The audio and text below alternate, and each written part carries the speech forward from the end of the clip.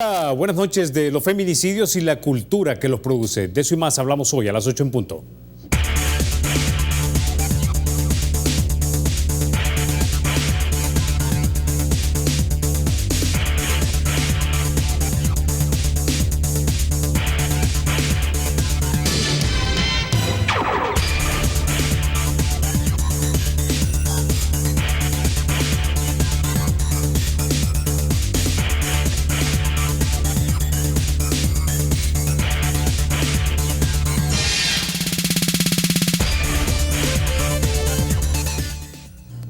Bueno, este primer segmento es cortesía del Banco Agrícola. Vamos a introducir ahora a nuestros invitados. Esta noche nos acompaña Katia Recinos, ella es abogada penalista especialista en género. También nos acompaña Janet Aguilar, ella es la directora del Instituto Universitario de Opinión Pública de la UCA. Y también nos acompaña mi querido Arnau Baulenas, coordinador de procesos de justicia, también de la UCA. Y en México se encuentra Laura Aguirre, ella es doctora en sociología, especialista en violencia y desigualdad de género. Bienvenidos todos a 8 en punto. Quisiera comenzar con usted, doctora Aguirre, porque hay muchas personas en este país que todavía no entienden la diferencia entre un homicidio y un feminicidio, y si efectivamente debería existir esa definición. Sí, buenas noches. Primero, muchas gracias por la invitación y por invitarme a hablar de este tema. Yo creo que tu pregunta es muy importante porque es la primera que surge siempre que hablamos de la violencia hacia las mujeres a través del feminicidio. Y sí hay que entender que efectivamente un feminicidio no es lo mismo que un homicidio y que no es un concepto inventado para hacer la distinción entre asesinatos de mujeres y asesinatos de hombres. Es un concepto jurídico ahora que se usa para distinguir las especificidades de los asesinatos hacia las mujeres. Esto quiere decir, por supuesto, que no todos los asesinatos a mujeres son feminicidios. Tienen ciertas características. Y estas características tienen que ver precisamente con el hecho de ser mujer y con estar dentro de ciertas relaciones de poder que son relaciones de género, de desigualdad de género. Entonces, por supuesto, si una mujer está caminando por la calle y le cae una bala perdida, eso no es un feminicidio. Pero en cambio, algunas de las cosas que hemos visto en los últimos días, que son hombres que han asesinado a sus esposas o a sus compañeras de vida por X o Y razón, entonces a eso lo podemos considerar un feminicidio, porque estamos hablando de personas que tienen un parentesco directo dentro de unas relaciones de género que se vuelven relaciones desiguales y dentro de las cuales las mujeres quedan en una posición de vulnerabilidad. Esa sería la definición, sí. Ahora, ¿qué es lo que a su juicio es lo que produce este tipo tan específico de asesinato? Bueno, esto no es una cosa nueva y creo que eso es muy importante de señalarlo. Entonces no estamos ante un fenómeno nuevo, sino que estamos ante un fenómeno que ahora se está visibilizando más gracias a las redes y a los últimos casos que han pasado. ¿Cuáles son las causas? Bueno, detrás de estos asesinatos hay una fuerte estructura cultural que es la que sostiene el concepto que tenemos los salvadoreños y en otros países también de lo que significa ser mujer. Cuando decimos la mató por ser mujer, nos estamos refiriendo a ciertas características. Muy sencillo. Una mujer dentro de un matrimonio, no todos por supuesto, pero dentro de muchos matrimonios la mujer se entiende como que pasa a ser parte o posesión del hombre. Y esto lo podemos ver en algunos de los asesinatos en los que incluso han dejado notas. Hace algunos años salía una nota de esos en el faro.net donde el asesino dejó una nota que decía la maté porque es mía, porque era mía.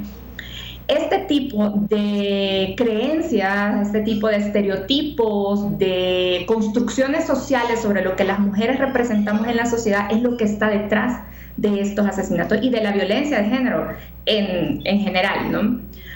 Pero como digo, no es una cosa nueva. De hecho, las cifras que hoy estamos viendo de asesinatos de mujeres ni siquiera son las más altas de los últimos años, solo son las más visibles.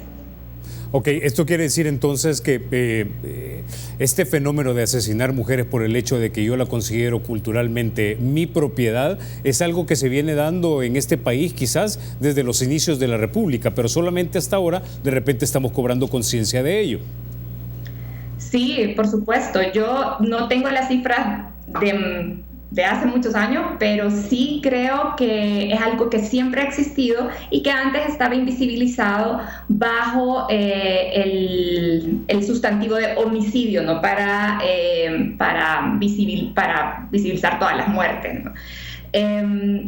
Por supuesto, la existencia de un término jurídico no implica una solución al problema, y por eso es que voy a que lo que hay detrás de estas muertes es un patrón cultural, es una base, una estructura cultural. Por supuesto es importante tener un delito reconocido como feminicidio, pero la solución penal no es o el castigo penal no es una solución al problema. Cuando un caso llega hasta el sistema penal es porque ya hay una víctima, ¿no?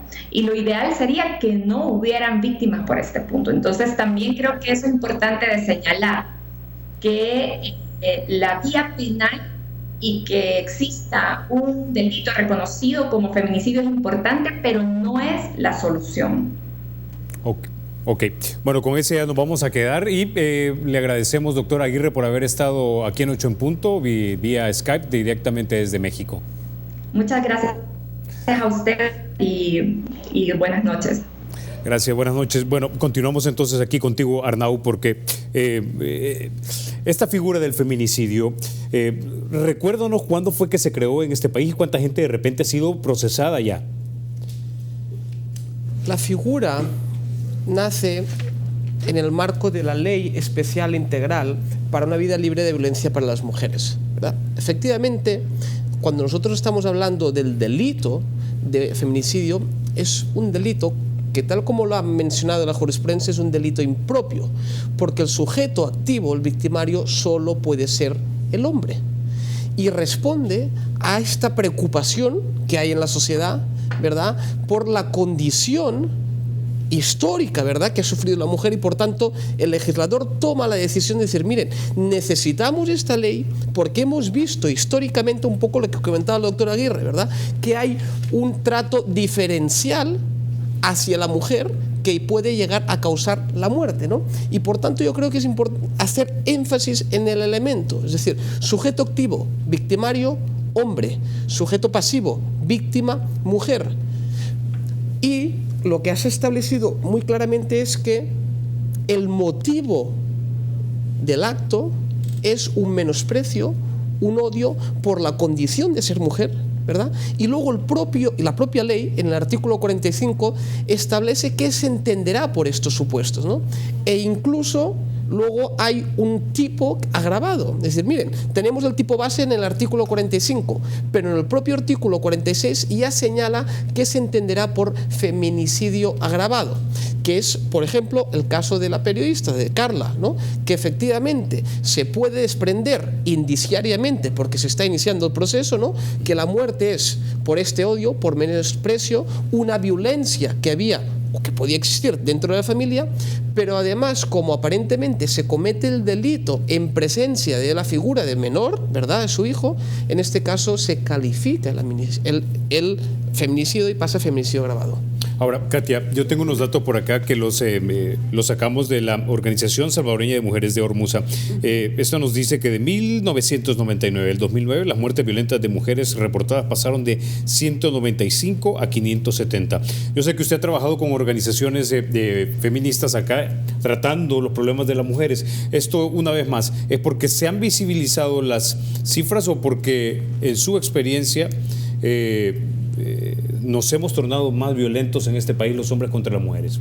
Mire, Carlos, en esto hay que también contextualizar esta lucha y esta visibilización de sucesos que pasa con los feminicidios. Hay una mesa, ¿verdad?, especializada, hay normativa internacional que El Salvador ha ratificado en la Convención, en la CEDAW, en la Belén do Pará, en donde nos permiten y nos dan las obligaciones de Estado para empezar a crear un observatorio. Hormuza lleva un observatorio de feminicidios, de violencia sexual, de acosos, como parte de la Mesa de Seguridad del Estado. La misma ley especial establece que existe un comité técnico, que el ente rector es el ISDEMU, el cual que tiene que coordinar a nivel de Estado, el Ministerio de Seguridad y otras instituciones, la política que se incluya la protección de la mujer en la política de la seguridad. Entonces, esto no es nuevo porque la CEDAW viene desde 1994, en el cual fue creada, y ahí se inició prácticamente a manera internacional la obligación de los Estados partes a realizar normativas secundarias como la tenemos y como lo ha explicado igual aquí nuestro colega y la compañera desde México, de la ley especial de una integral para la vida libre de una violencia, en el cual especifica los hechos penales en especialización de la mujer, contra la mujer. ¿Por qué? Porque no es lo mismo un homicidio agravado, como lo explicaba Laura, que un feminicidio, porque hay un componente de una mala intención. Y abajo de esto es el resultado de unas relaciones de poder. Es decir, atrás de ese feminicidio es una escala invisible de violencia hacia la mujer que ha pasado y que está en el ámbito no público, muchas veces es en el ámbito familiar, ¿verdad? Entonces es muy difícil de que podamos decir, mire, ahorita está pasando. No, esto ha pasado a veces en las áreas invisibilizadas y quizás ahora están saliendo más casos alarmantes, y ese es el reproche social que el legislador determinó y que la misma convención y los instrumentos internacionales de los derechos humanos de las mujeres están contemplados y que son parte de las obligaciones como Estado. Entonces, el observatorio que hace algunas cifras que pasan por Hormuza, incluso la Corte misma debería de tener un sistema integral en el cual pudiera usted decir cuántas condenas de feminicidio tenemos a nivel de país, no solamente tener muertes de mujeres, porque es la forma en cómo se mata a la mujer en el país, en lo cual se tiene que responsabilizar y visibilizar de acuerdo a la especialidad de los derechos de las mujeres. Ahora, tengo que ir a la pausa, Janet, pero cuando regresemos, las leyes usualmente se aprueban porque responden a una realidad, y la realidad informa, se supone, a los legisladores, idealmente, ¿no? Quiero que hablemos de eso cuando regresemos. Sí, el IDOP de repente tiene datos que nos informen sobre la cultura nuestra aquí en este país. Ya volvemos.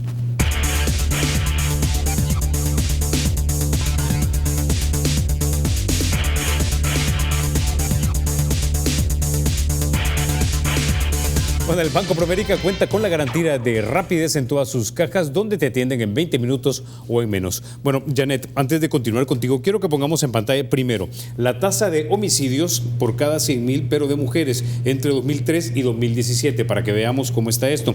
Esta es una elaboración propia del IUDOP con bases de medicina legal. En el 2003 teníamos 7,4 por cada 100,000 personas, o 100,000 mujeres, ¿no? 8,2 por cada 100,000 mujeres en el 2004, 12,3 en el 2005.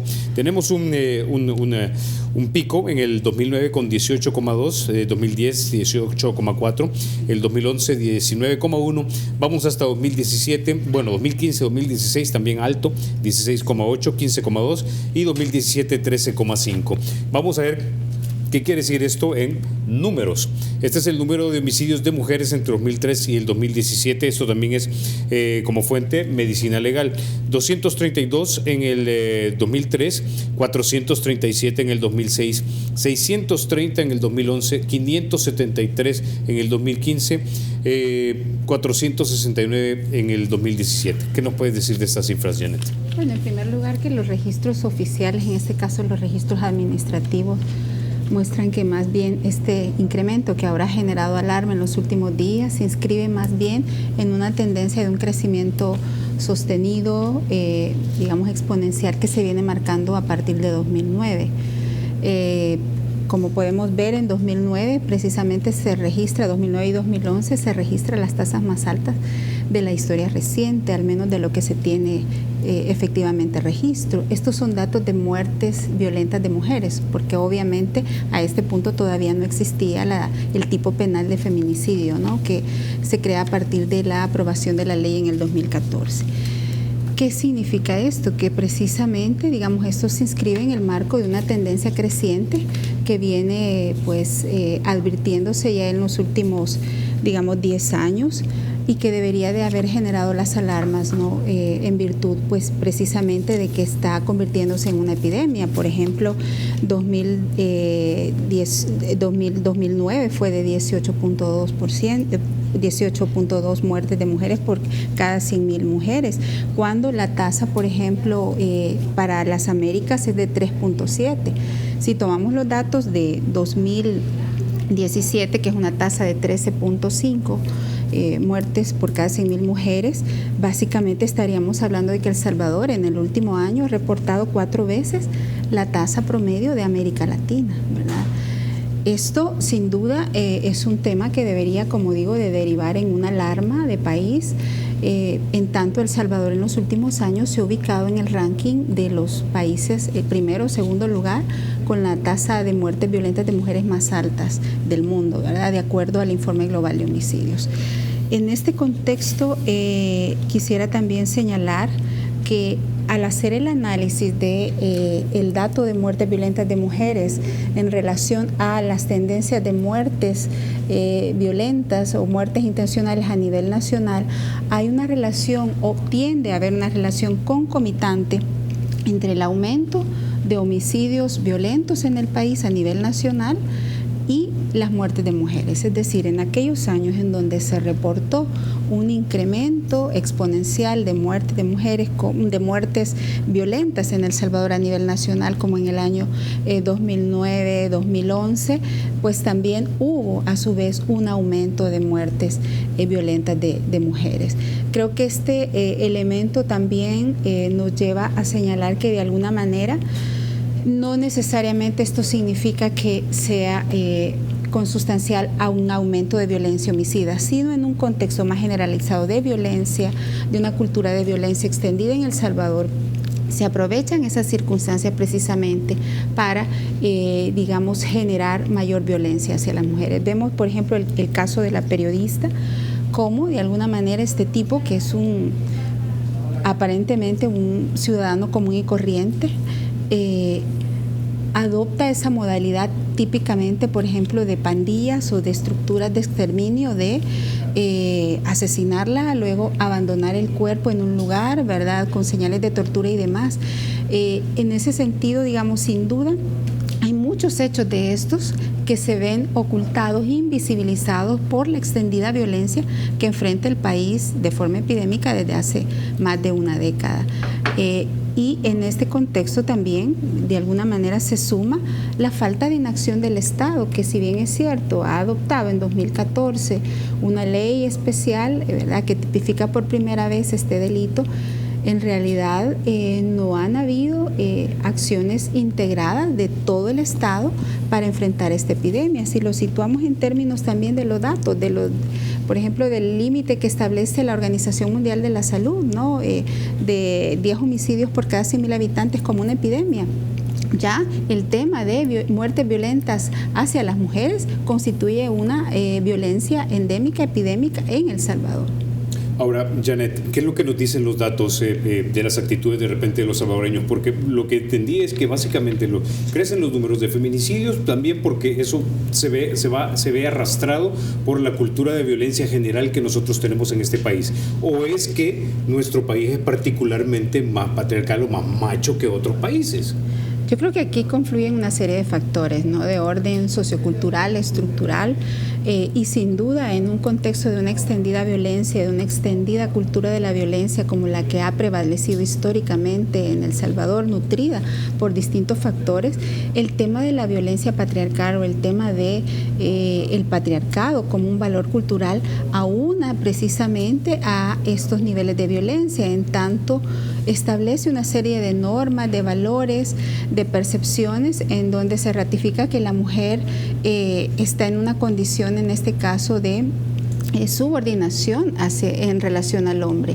Y eso de alguna manera crea condiciones para mayores niveles de discriminación, de infravaloración de la mujer, en este caso como ser humano, y que se ve legitimado y naturalizado por, de alguna manera, una sociedad que adopta, que se ha apropiado de estos valores. En el caso de la sociedad salvadoreña es una cultura eminentemente machista, que de alguna manera ha naturalizado, legitima, respalda este tipo de actitudes, y lo vemos como incluso en las relaciones cotidianas, ¿verdad? Todo el tema de los chistes relacionados con la infravaloración de la mujer se ve como natural, se acepta como natural. En el ámbito familiar se reproducen estos valores a partir de un trato diferenciado entre niñas y niños, ¿no? La manera en que se educa a las niñas es diferencialmente sustancial en términos, digamos, de los roles, de los estereotipos, de las actitudes que deben de asumir. Y bueno, hay toda una construcción cultural en términos de los roles que la mujer debe de asumir, ¿no? En ese contexto, por ejemplo, se promueve mucho que las niñas desde pequeñitas sean sumisas, sean débiles, ¿verdad? Sean obedientes, mientras que en el caso de los hombres se promueven valores o estereotipos contrarios, que tienen que ser valientes, fuertes, agresivos. Esta construcción cultural, de alguna manera, en un contexto tan extendido de violencia, termina aunando, como ya decía, a este escenario en donde se legitima, se normaliza, se naturaliza la violencia hacia las mujeres. Ok, ahora Katia, yo he escuchado y he leído también comentarios que dicen que por qué tener la tipificación de ese delito del feminicidio cuando en este país dicen se matan más hombres que mujeres. Hay una respuesta a ese planteamiento a nivel de la especificidad, de la forma en la cual las víctimas de los feminicidios fallecen, ¿verdad? Y es el odio y el menosprecio. Y de esto es el despunte, es el límite del nivel de la violencia que sale invisible o visible en las formas útiles o groseras que se dan en las relaciones de pareja, en las relaciones de poder, ¿verdad? Porque incluso también se dan en relaciones laborales. Entonces es necesario que se aborde de una forma especializada, igual como se abordan los crímenes organizados, la ley de penal juvenil. Hay juzgados especializados. ¿Por qué? Porque la ley especial te implica, como el sistema lo determina, a que el acompañamiento a la víctima sea más personal. Es decir, exista un equipo multidisciplinario que acompaña a la víctima. Hay cámaras en cuales pueden incluso la víctima usar de esas cámaras especiales en las cuales la víctima no quiere estar frente del agresor. En este caso la familia, ¿verdad? Porque estamos hablando del feminicidio. Entonces hay incluso especificaciones de que pueden estar en reservas. Entonces es catalogado desde bastante tiempo. Por ejemplo, nosotros tenemos desde el 2010 que se creó esta ley, y la judicialización de estos casos a raíz de la creación de los tribunales especializados para una libre de violencia. Entonces, hay solamente a raíz de que tienen que sacar ese montón de hechos penales, ¿verdad? A que lo vea un juez especializado en la materia y un acompañamiento multisectorial. Es decir, el psicólogo, el trabajador social, también un acompañamiento a la forma de investigar el delito, porque hay que probar ese odio en el cual esa mujer fue víctima de esa violencia tan escandalosa que no debería de pasar. Y aquí hay que tener en cuenta también que hay algunos casos que incluso la ley establece, en uno de los supuestos que comentaba el licenciado, que puede existir o no puede existir una denuncia a nivel de violencia intrafamiliar. No es necesario que exista. Entonces, ya lo especifica la ley, el tipo lo crea. Entonces, aquí es prácticamente el resultado de esa violencia machista que existe en los hogares y que a veces nosotras como mujeres no denunciamos. Ok, tengo que ir con eso a la pausa. Cuando regresemos tengo una pregunta para ti, Arnau, porque da la impresión que esta ley entonces se crea porque básicamente tenemos una plataforma cultural que ha puesto en desventaja entonces a las mujeres. Ya volvemos.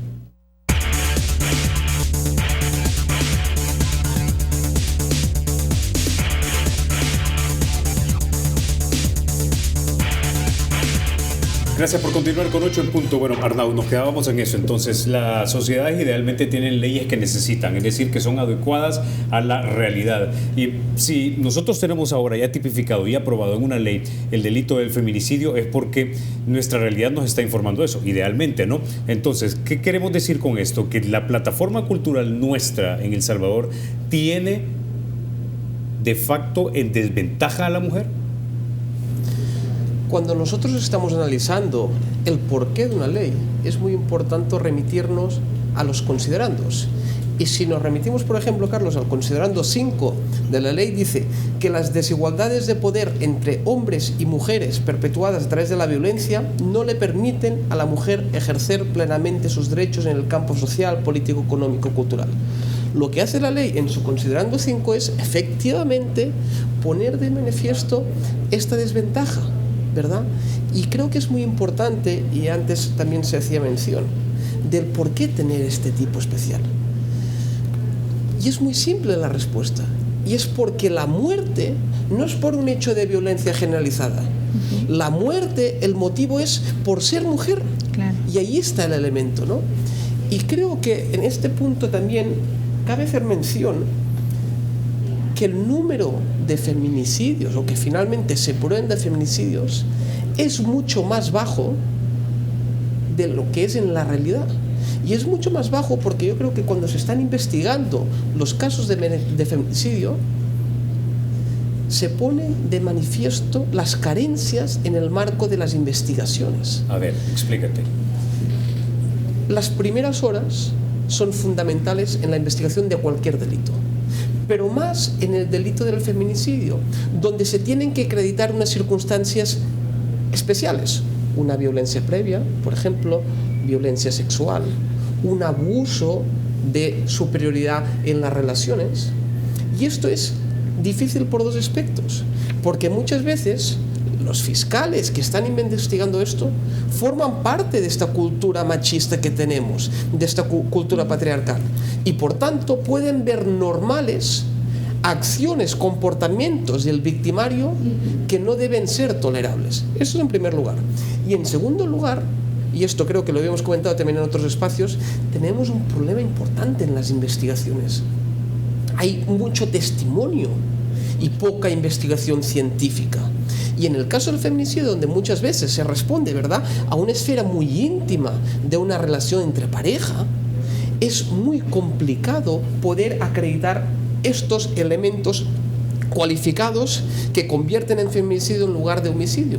Y de hecho, cuando uno analiza la jurisprudencia, tristemente muchos jueces acaban convirtiendo el tipo penal de feminicidio, que es el que durante toda la etapa de instrucción incluso había llegado a juicio el caso por feminicidio, y lo acaban convirtiendo en homicidio porque dicen, miren, las circunstancias especiales que requieren para calificar un hecho como feminicidio no se han podido probar.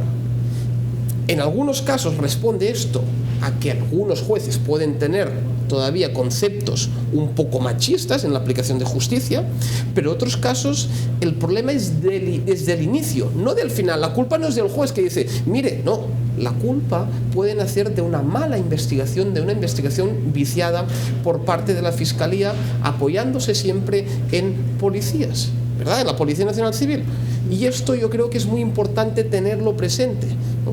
porque si no realizamos una investigación exhaustiva, si no realizamos una investigación debida, sobre todo en las primeras horas, para entender cómo era la relación, porque esto es otro elemento controvertido en la jurisprudencia, que desde mi punto de vista, o yo tengo ciertas discrepancias, y es que la jurisprudencia ha acreditado que si no había una relación previa, victimaria-víctima, no se puede tipificar como feminicidio.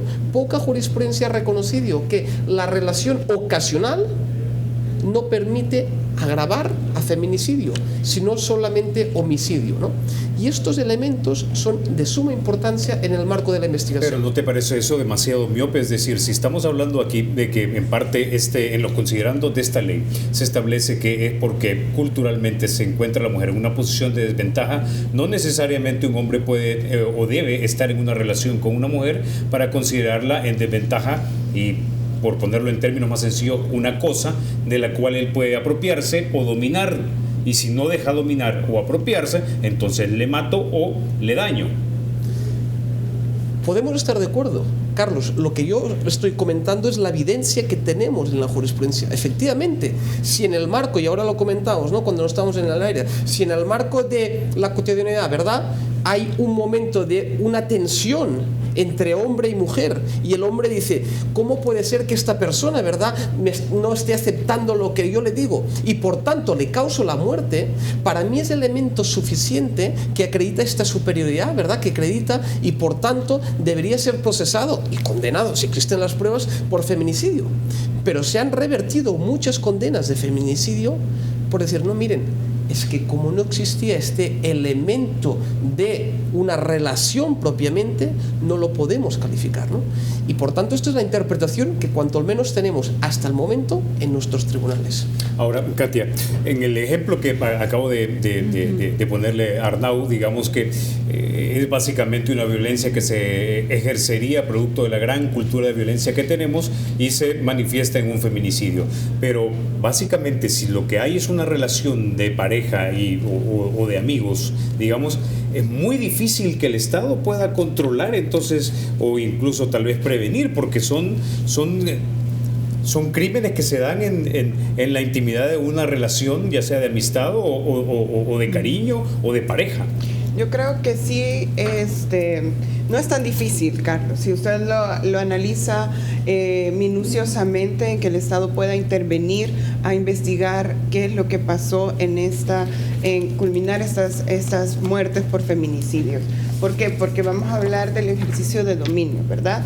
El que es el sujeto activo, que es el feminicida, ¿verdad? En una relación de poder, en una relación de amistad, si lo que él es su satisfacción más grande, como la persona que quiere causar este daño y tan doloroso hacia la mujer, es prácticamente que ella ya no le pertenezca a otra persona, ¿verdad? Como esto viene a traducirse a ese estereotipo que hablábamos al inicio, de que nosotros como mujeres somos objeto de los hombres, y eso no es así. Somos seres individuales, humanos, con derechos y con todas las legislaciones que nos protegen de manera especial, y hay que decirlo con nombre y con el concepto que se corresponde. Entonces, al venir a decir es que finalizas esas relaciones de poder invisibles, es decir, yo te controlo a dónde vas a cada rato, no te dejo que socialices con tu familia,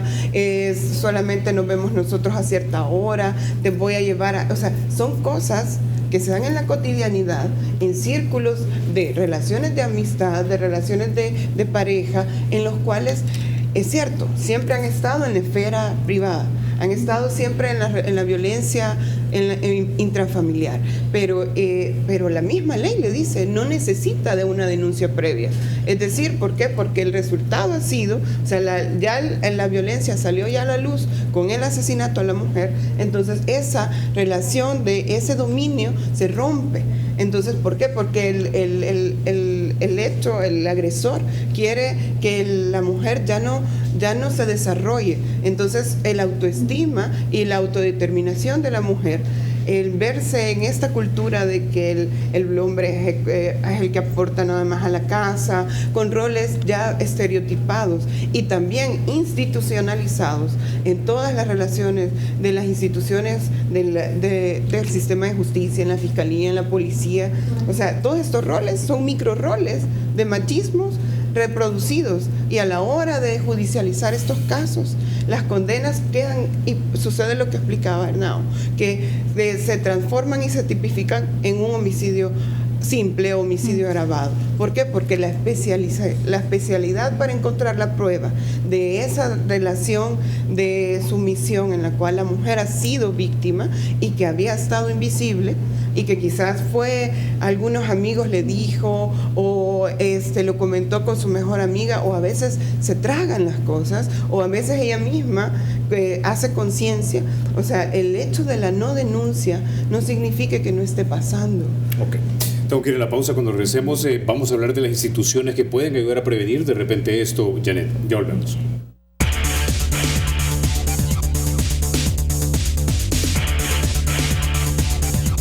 Gracias por continuar con 8 puntos. Bueno, Janet, hablamos entonces hace unos segundos acerca de que el feminicidio, o sea, da la impresión que es cuando ya el Estado llega tarde y es la culminación, pero antes de eso, ¿qué hay? Sí, precisamente. Yo creo que sin duda hay que crear las condiciones, ¿verdad?, para que el sistema de justicia y la sociedad en general esté mejor preparada para atender integralmente este fenómeno. Creo que desde la perspectiva jurídica y judicial, no me parece a mí, al menos yo no soy abogada, pero no me parece un hecho tan difícil de probar, porque definitivamente el feminicidio es la expresión máxima de violencia que se puede dirigir hacia una mujer, pero generalmente es la culminación de una serie de eventos, de actos de violencia física, sexual, emocional, incluso de violencia económica, a la que ha estado expuesta la mujer por mucho tiempo. Es decir, hay todo un contexto de un historial de violencia que no comienza ahí, o sea, no suele ser en la mayoría de los casos un hecho aislado, sino hay toda una serie de antecedentes de violencia reiterada hacia la mujer, de infravaloración de agresión que terminan en ese hecho y que de alguna manera se ve favorecido por la inacción del Estado, generalmente la familia, los amigos, el entorno más inmediato o incluso la policía tiene ya información de esos casos. O sea, investigaciones en América Latina muestran que la gran mayoría de mujeres que han sido asesinadas han tenido denuncias previas, ¿verdad? Y ha habido una inacción del Estado, una minimización, precisamente porque esta cultura patriarcal permea también a las instituciones de justicia y las instituciones del Estado. Entonces, obviamente, cuando la mujer va a poner la denuncia, se le dice, mire, pero ese es un problema entre ustedes, arréglensela, y eso de alguna manera suele favorecer ese nivel de vulnerabilidad. La experiencia nos dice que cuando esa mujer, a veces después de muchos años, decide tomar valor y poner la denuncia, y el victimario se da cuenta, obviamente el riesgo de que sea asesinada aumenta. Y si no hay medidas cautelares, si no hay una alerta temprana, si no hay una respuesta integrada del Estado, del sistema de salud, del sistema de justicia, pues obviamente esta mujer se está poniendo en mayor vulnerabilidad. Yo tuve, no sé si la suerte de recién graduada de trabajar precisamente en la Fiscalía General de la República, en una unidad que se llamaba Unidad de Delitos contra la Mujer y la Niñez, hace muchos años, y precisamente era una unidad que se había creado para ver estos delitos especializados, ¿verdad? Y ahí pudimos constatar precisamente esta negligencia, este abandono, esta desatención que se daba a las mujeres víctimas de violencia, incluso mujeres que llevaban 20 años sufriendo violencia reiterada y que precisamente cuando ya estaban en una situación de peligro de muerte o habían sido macheteadas o heridas de muerte, decidían denunciar. ¿Y cuál era la respuesta de las fiscales? Porque la mayoría, déjenme decir, eran mujeres en esa unidad. Habían unos cuantos hombres, ¿verdad? Entre ellos Rodolfo Delgado.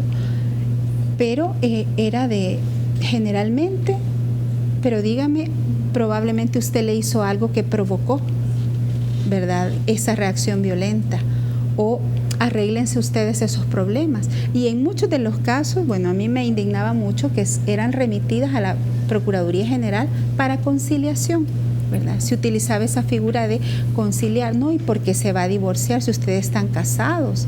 ¿verdad? Y estábamos hablando de una violencia histórica. Entonces, esto lo traigo como ejemplo de lo que se ha vivido históricamente en el país. Es decir, la implementación de leyes no necesariamente va a transformar las condiciones de la mujer, de subordinación, de vulnerabilidad en un contexto como este, si no hay transformaciones culturales e institucionales, ¿verdad? Okay. Entonces creo que es un tema que sin duda en el que hay que trabajar, pero sobre todo, ya lo decía Arnau, desde el sistema de justicia, esta cultura patriarcal de alguna manera ha promovido y favorecido esta impunidad, sobre todo en los crímenes contra mujeres. Ok, tengo 2 minutos para ti, se me está acabando el tiempo, Arnau, pero ya el comisionado Coto aquí en 8 Punto aceptó que, por ejemplo, en la policía hay una cultura masculinizada, pero esto, por lo que veo, también en la unidad de la Fiscalía de atención a la mujer. Esto es un problema real, tú lo has visto como litigante. Nosotros lo hemos vivido desde 2 puntos de vista. Cuando las personas llegan al instituto, muchas veces llegan en estado de crisis por la situación de violencia que pueden estar viviendo en casa, agravada por la respuesta del sistema, agravada, no es que no me han tomado en cuenta, no me han querido aceptar la denuncia, no, me han dicho que no había elementos de prueba. Esto en primer lugar. Y en segundo lugar, el tratamiento que a veces se da por parte sobre todo de algunos fiscales. Yo creo que en el sistema judicial sí que se está empezando a cambiar un poco, ¿verdad? Es decir, la concepción. Falta mucha formación, sobre todo yo diría en la primera instancia, es decir, en los jueces de paz, porque hay algo que desde mi punto de vista no es del todo correcto, que cuando se establece esta ley se dice, miren, los casos entrarán directamente al juzgado de paz, como cualquier caso, y luego lo remitiremos al juzgado especial de instrucción. Creo que hubiera sido mucho más atinado, igual que pasa, por ejemplo, contra el crimen organizado, que directamente va al juzgado especializado de instrucción, ¿no? Pero sí que en el marco de la Fiscalía creo que muchas veces falta esta atención especial. No se puede recibir una denuncia si a la par no hay un psicólogo. Es decir, una persona muchas veces viene con una ansiedad, viene afectada, y es normal desde un punto de vista emocional, y necesitamos tener este tratamiento especial. Y por tanto es imposible que una persona pueda denunciar, pueda explicar los hechos desde un punto de vista lógico, coherente, si no hay una persona a la par que la esté acompañando para que la estabilice, ¿no? Yo creo que son los pequeños pasos que tenemos que ir haciendo para poder cambiar el sistema y dar el trato que realmente se merece y nos merecemos todos. Ok, Katia, tiene usted la última palabra. Usted publicó hace poco un violentómetro, porque el feminicidio ya es lo último, pero antes hay un montón de cosas. Antes hay, en el violentómetro, para que nosotros contextualicemos y sepamos, hay, por ejemplo, cosas de humillaciones, de maltratos, minimización, invisibilización. Son acciones que son formas sutiles de violencia, pero también hay formas invisibles. Las formas agresivas incluso, ahí va pasando el nivel, ¿verdad? Violencia sexual, acoso, control, sobre todo aislamiento familiar. Ese es un punto, hasta allá cuando ya llega la agresión sexual y termina y culmina en el asesinato. Entonces hay que tomar conciencia, todas las mujeres, de que no nos tenemos que defender, sabiendo que tenemos que romper este ciclo de violencia y romper el silencio, y sobre todo buscar un acompañamiento. El acompañamiento psicológico es primordial. Ok, con esa idea nos vamos a caer entonces. Arnau, Katia, Janet, les agradezco mucho que hayan venido acá y hablar en 8 Punto acerca de este importante tema. Muchísimas gracias. Gracias. Ustedes, amigos, se quedan con mis queridos amigos ¿de quién? Sin su permiso. Soy Carlos Toledo, gracias por vernos. Recuerden, la República es de todos, hay que cuidarnos.